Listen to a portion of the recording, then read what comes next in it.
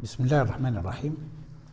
Aujourd'hui, bonjour, et j'espère que vous êtes bien, que vous êtes en bonne santé. Donc aujourd'hui, on va essayer de faire des applications sur des fonctions linéaires. Cette application, ils sont proposés comme deux fonctions, comme deux exercices d'application. Le premier exercice à retenir, donc on va définir la fonction f par f de x est égal à 1 tiers par, il est défini par f de 1 tiers est égal à moins 3 demi. C'est-à-dire, ce n'est pas la fonction f ici, mais on a l'image de 1 tiers par f est égal à moins 3 demi. Est-ce qu'en sachant que f de 1 tiers est égal à moins 3 demi, donc on a la fonction f, on peut ne pas dire la définition, on a la fonction f telle que f linéaire telle que, oui, tel que f de 1 tiers est égal à moins 3 demi, c'est-à-dire l'image de 1 tiers par la fonction linéaire f est moins 3 demi. Donc dans ce cas, si on sait l'image de 1 tiers, est-ce qu'on peut calculer l'image de moins 3 par cette expression? Et après, on va déterminer le coefficient de la fonction. Donc, avant de déterminer le coefficient, il faut chercher l'image de moins 3. Ici, à calculer m tel que f de m est égal à moins 1 demi. Cette question pourra être posée d'une autre manière. Il peut vous demander de calculer l'antécédent du point m par la fonction, l'antécédent de moins 1 demi par la fonction f. C'est la même chose. Calculer m tel que f de m est égal à moins 1 demi, c'est la même chose que calculer l'antécédent de moins 1 demi. Et après, on va essayer, est-ce qu'à partir de cette fonction linéaire, comment on fait pour construire qui est sa représentation graphique. Deuxièmement, pour l'exercice 2, on a la représentation graphique de la fonction f qui est déjà placée, donc tel que, comme vous le voyez, donc on a un point, donc déterminer graphiquement l'image de moins 3 par la fonction g. D'abord, donc comment on fait pour utiliser la représentation graphique pour obtenir les images des points, des nombres par cette fonction. Ici, il nous demande, est-ce que tu sais que cette fonction g, est-elle linéaire cette fonction? Mais tu dois justifier votre réponse. Et après, est-ce que tu peux écrire l'expression de g de x en fonction de x d'abord, en fonction de x, c'est-à-dire toujours en fonction de f, de x. Donc, et après, à calculer l'antécédent de 5, et après déterminer l'expression de la fonction h dont sa représentation graphique est L, telle que L est perpendiculaire à droite delta. Est-ce qu'on peut déterminer une fonction de cette façon? Donc, vous voyez, donc, on va essayer de commencer la correction après avoir déjà tenu les questions posées et savoir comment faire pour répondre à ces questions. Donc, vous pouvez, vous seul, vous pouvez s'arrêter comme ça et commencer à répondre à ces questions et après vous allez voir la correction. Ça vaut mieux de s'arrêter ici avant de voir la correction et vous faites l'exercice et après vous continuez à voir la correction. Maintenant, on va faire la correction. Oui, on va essayer d'avoir la correction de ces deux exercices.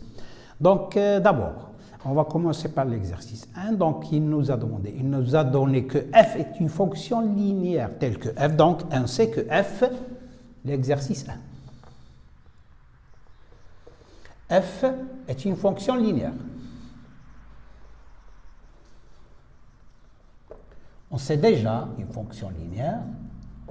Donc, il peut s'écrire sous la forme, comme tu rappelles, toute fonction qui peut s'écrire sous la forme f de x est égale à ax, donc dans a. Mais cette fonction linéaire, on ne le sait pas. On sait que f de 1 tiers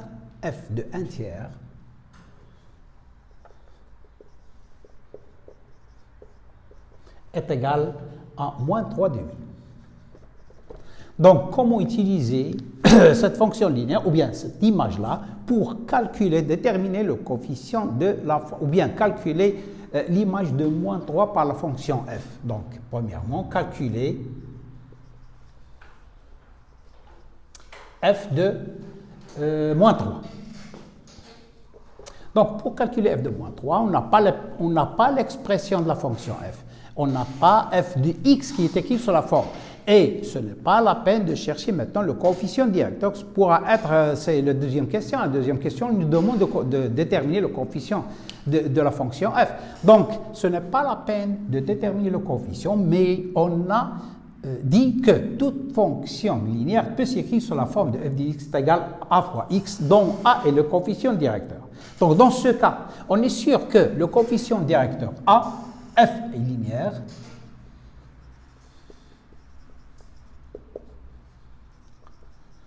est une fonction linéaire,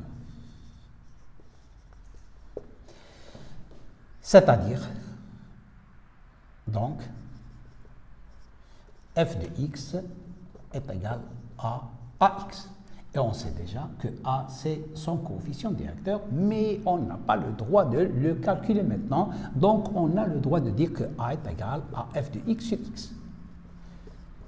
Cette écriture-là nous amène à pouvoir écrire cette proportionnalité, c'est-à-dire le coefficient a ne change pas, donc a est égal f de 1 tiers sur 1 tiers, et a est égal, pourra avoir f de moins 3, qui est égal à f de moins 3 sur moins 3. Et comme ça, on peut remplacer f de 1 tiers par sa valeur donnée, qui est moins 3 demi. Donc, on aura moins 3 demi sur 1 tiers est égal à f de moins 3 sur moins 3. Et comme ça, on peut calculer en utilisant le produit extrême est égal au produit de moins, ou bien la quatrième proportionnelle. Donc, la quatrième proportionnelle de f de moins 3. Donc, f moins 3 est égal à moins 3 fois moins 3 demi sur 1 tiers.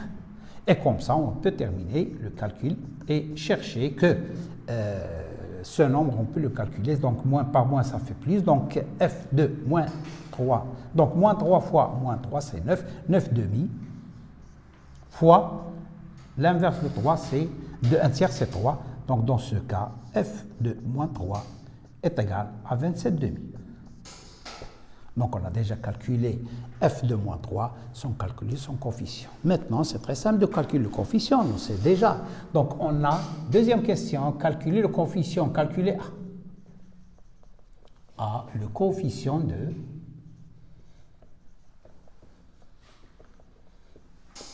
de f.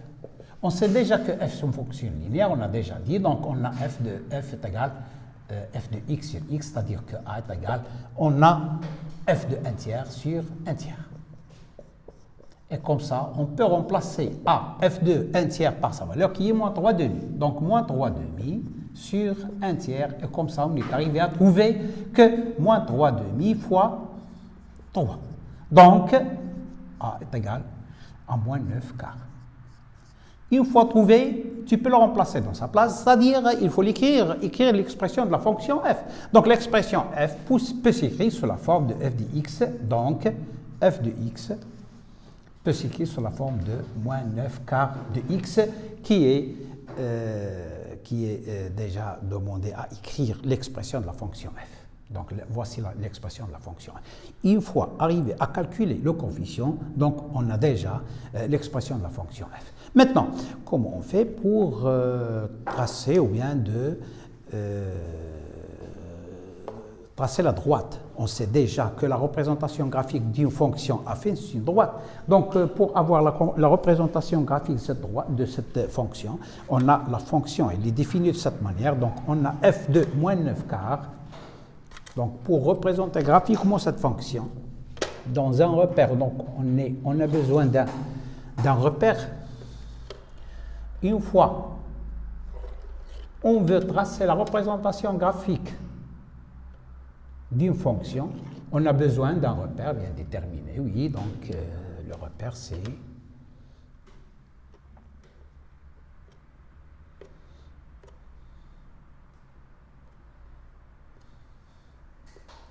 donc ce plan-là est rapporté à ce repère-là, ce repère qui est orthonormé. Oui. Et après, oui, On continue ici.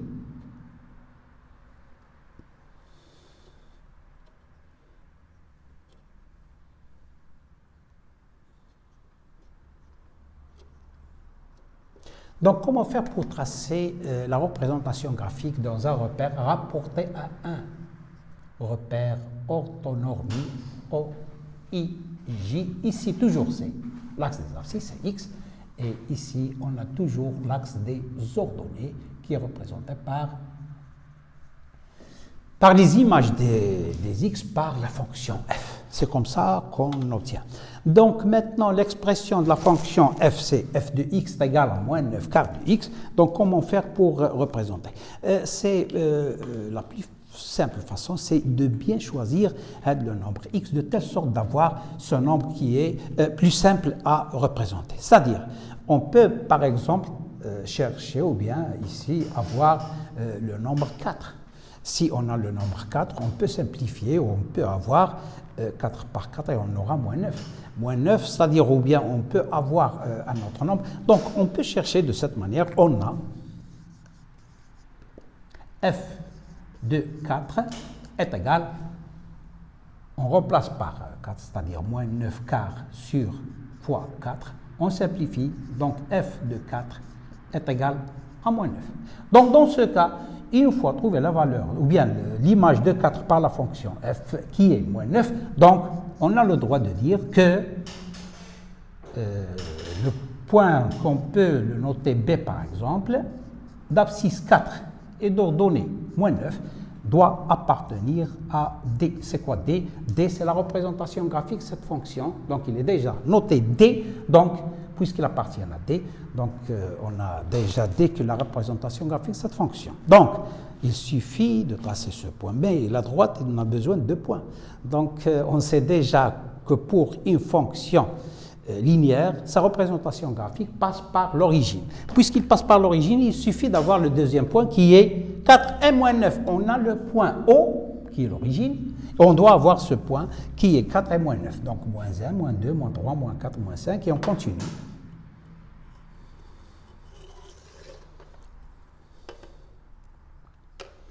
Moins 6, moins 7, moins 8 et moins 9. Et comme ça, on est arrivé à l'ordonnée qui est moins 9 et l'abscisse c'est 4.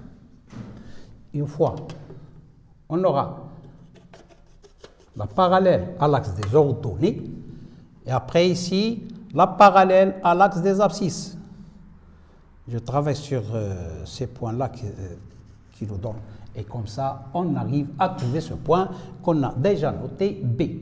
Une fois trouvé le point B, donc on peut tracer la droite qui est la représentation graphique de cette fonction. Donc la représentation graphique de cette fonction pourra être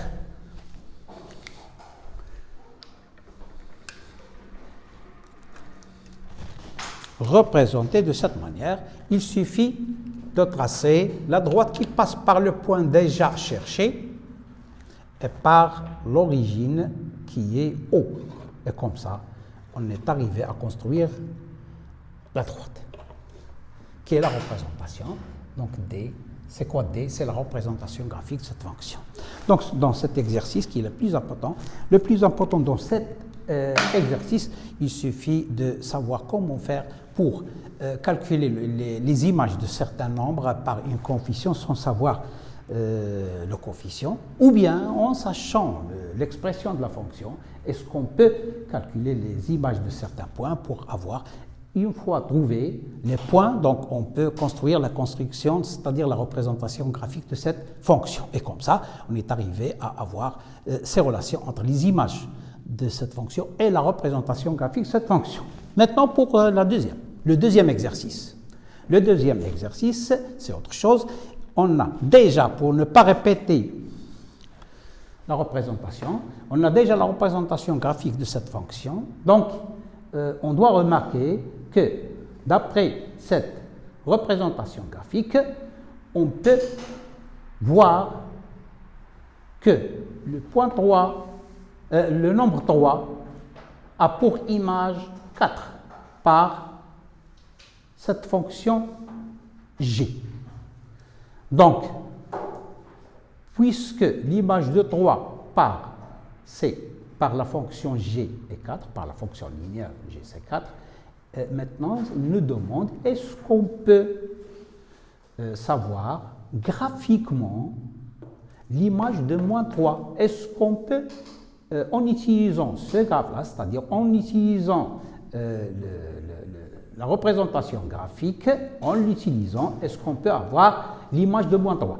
L'image de moins 3, s'il nous demande l'image de moins 3, c'est-à-dire il faut placer le moins 3 sur l'axe des abscisses. Donc sur l'axe des abscisses, on va placer le nombre moins 3. Oui, moins 3, c'est ici. On a moins 3. Donc, pour avoir son image, il suffit il suffit de tracer la parallèle à l'axe des ordonnées, c'est-à-dire la perpendiculaire à l'axe des abscisses, jusqu'à ce qu'on arrive à la représentation graphique de cette fonction. Oui, c'est comme ça qu'on fait.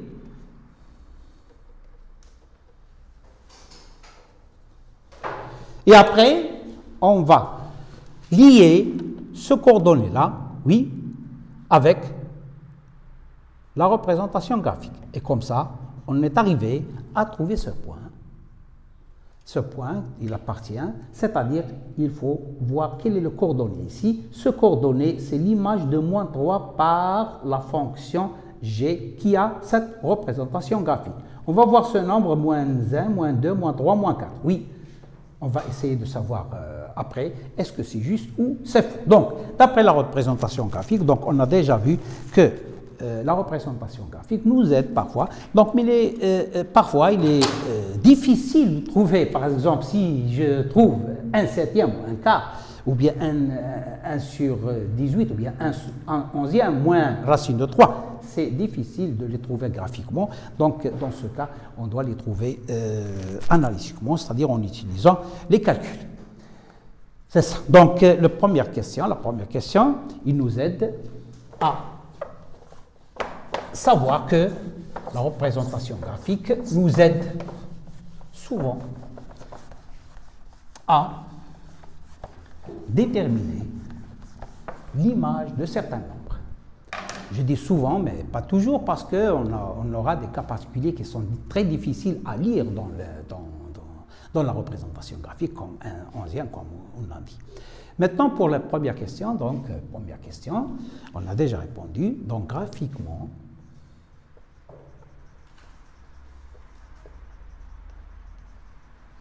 f de moins 3, ou bien g, attention, oui, c'est la fonction est notée g, non pas f, oui. Je m'excuse, graphiquement, g de moins 3, on a déjà trouvé que c'est moins 4, oui. C'est ça. Donc, graphiquement, c'est-à-dire, il faut le lire graphiquement, c'est-à-dire d'après la représentation graphique de la fonction g. Maintenant, déterminer graphiquement, et après, la deuxième question, la fonction g est-elle linéaire? Justifiez votre réponse. Comment on sait que la représentation graphique est une représentation graphique d'une fonction linéaire? Pour le savoir, il suffit de voir la droite. Donc la droite, elle passe par l'origine, attention. Toute droite qui passe par l'origine, c'est une représentation graphique d'une fonction linéaire.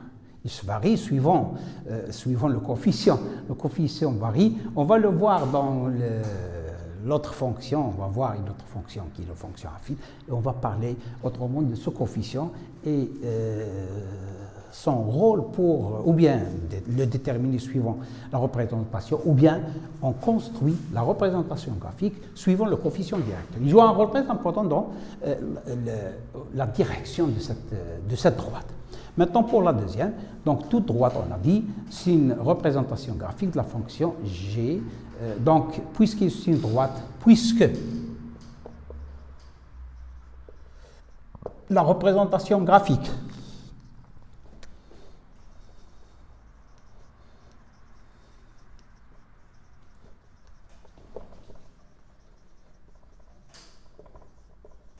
de la fonction g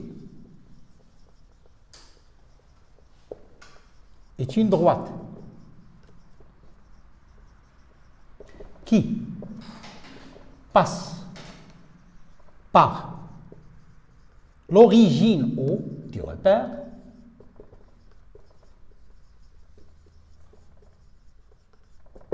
Donc, G est une fonction linéaire. C'est ça la justification. Justification, c'est-à-dire on a dit pourquoi on sait d'après la représentation graphique qu'il s'agit d'une fonction linéaire. Donc G est une fonction linéaire.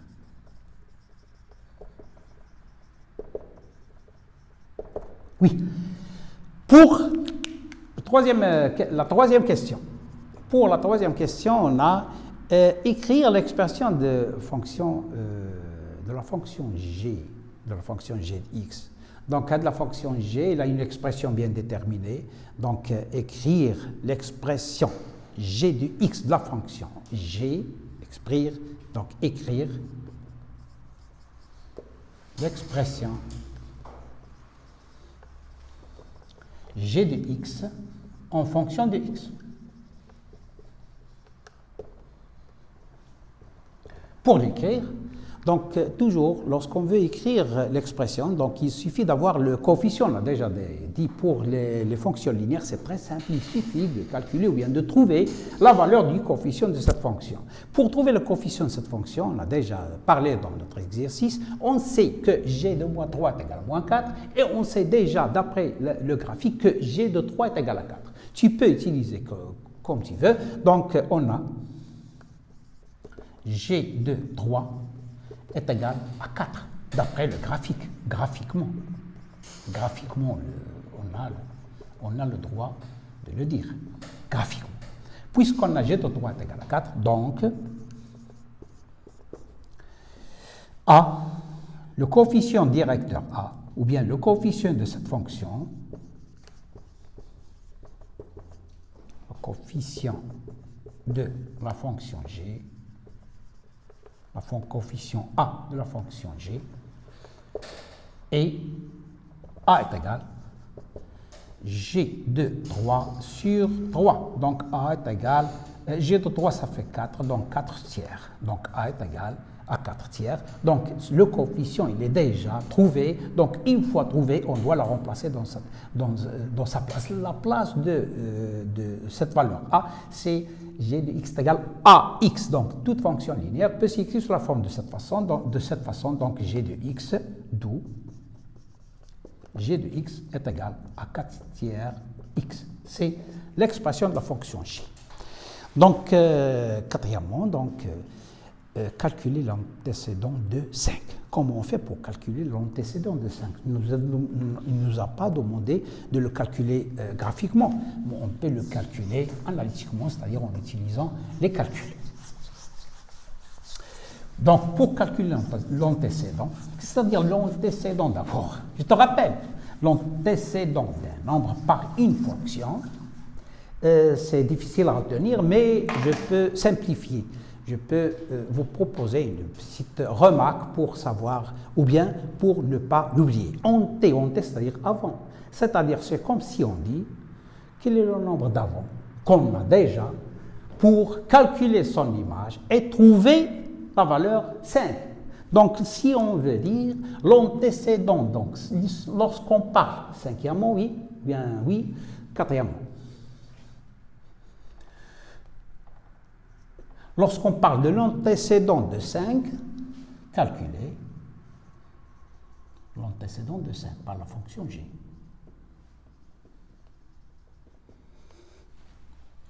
De 5 par la fonction g. Oui, il faut ici, je signale, ici, il faut terminer, calculer l'antécédent de 5 par la fonction g. Par la fonction g. Bien sûr, l'antécédent par quelle fonction? On n'a qu'une seule fonction, mais il faut le préciser. Maintenant, donc, calculer l'antécédent de 5 par la fonction g. C'est-à-dire, quel est le nombre d'avant qu'on avait déjà? Quel est ce nombre-là qu'on avait déjà? Mais son image, c'est 5. C'est ça ce que ça veut dire. C'est ça ce que ça veut dire l'antécédent d'un nombre par une fonction. C'est-à-dire quel est le nombre qu'on a déjà cherché son image et on a trouvé 5. On peut le noter par exemple. On peut noter ce nombre, c'est K. Soit K, l'antécédent, et ce sera bien organisé, soit K, l'antécédent de 5 par la fonction g. Et comme ça, on est arrivé à écrire g de k est égal à 5.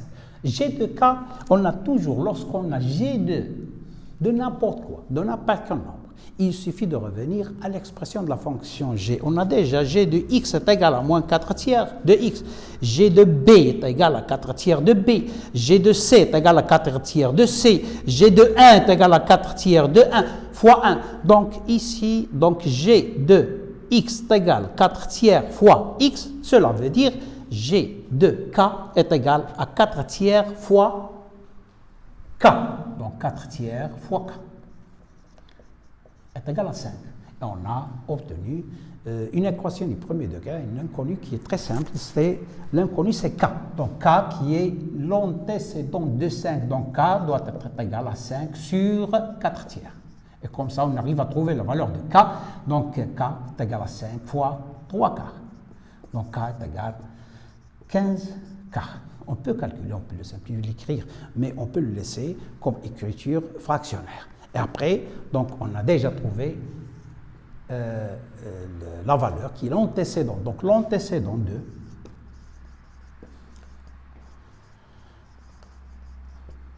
de 5 par la fonction g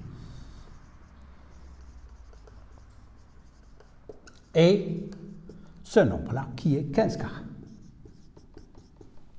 Et comme ça, on est arrivé. Donc, le but de cet exercice est de savoir, en utilisant la représentation graphique, est-ce qu'on peut chercher ou bien on peut calculer les images de n'importe quel nombre, oui. Est-ce qu'on peut déterminer l'expression de la fonction? Est-ce qu'on peut avoir les expressions ou bien l'antécédent d'un nombre bien déterminé, d'un réel bien déterminé. Maintenant, on va ajouter un exercice, une question. Je vais vous rappeler d'après, pour avoir cette présentation, cette fonction, comme on le rappelle de la leçon de l'équation d'une droite. Puisque on parle ici des droites, donc pour déterminer l'expression de la fonction h, donc la représentation graphique de la fonction h, sa représentation graphique est L, mais on sait qu'elle est perpendiculaire à delta. On a déjà vu, attention, on a déjà vu dans les équations d'une droite, l'équation réduite d'une droite, deux droites sont perpendiculaires lorsque le produit de leur coefficient est égal à moins 1. Ça reste juste ici, donc on peut l'utiliser. Donc ici, on a L. Il est perpendiculaire à delta, d'après la question, puisqu'on a L parallèle à delta. Donc, le coefficient de L, c'est le coefficient de la fonction. Oui, très bien. Donc, c'est la même chose. Donc, le coefficient de la droite L, le coefficient directeur de la droite L, qu'on le multiplie par le coefficient de la droite delta, il va nous donner moins 1. Et comme ça, on est arrivé à trouver, si on sait que le coefficient de directeur ou bien le coefficient directeur de delta, on peut savoir le coefficient directeur de L. Le coefficient directeur de delta, on a déjà l'expression delta, c'est la représentation graphique de la fonction g. Donc le coefficient est 4 tiers, donc A de delta c'est 4 tiers. On peut remplacer par sa valeur, fois le coefficient de L qui est égal à moins 1. Et comme ça, on arrive à trouver que A de L, c'est-à-dire le coefficient de L, ça sera, si on passe de l'autre côté, si on écrit 4 tiers dans notre membre de l'égalité, on trouve que A de L est égal à moins 1 sur 4 tiers, c'est-à-dire moins 3 quarts. Une fois trouvé, donc, ce nombre-là, on l'appelle le coefficient de la fonction h, qui est sa représentation graphique est la droite L. Donc, ici, on peut dire donc, dans ce cas, que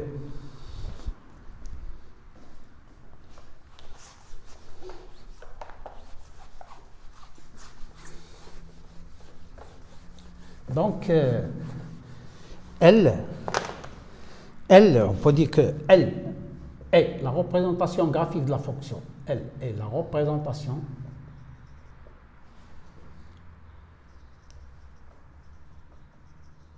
graphique de la fonction g, de la fonction notée h, donc il nous a déjà noté que h détermine l'expression de la fonction h. Sa représentation graphique, c'est donc puisque cela, donc le coefficient de h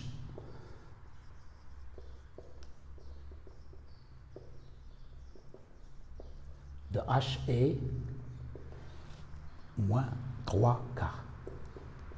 Une fois trouvé, donc on peut écrire l'expression de h, c'est-à-dire h de x, on peut l'écrire sous la forme de moins 3 quarts de x. Notre séance est terminée. Pour faire la correction de ces deux exercices. Merci beaucoup et à la prochaine.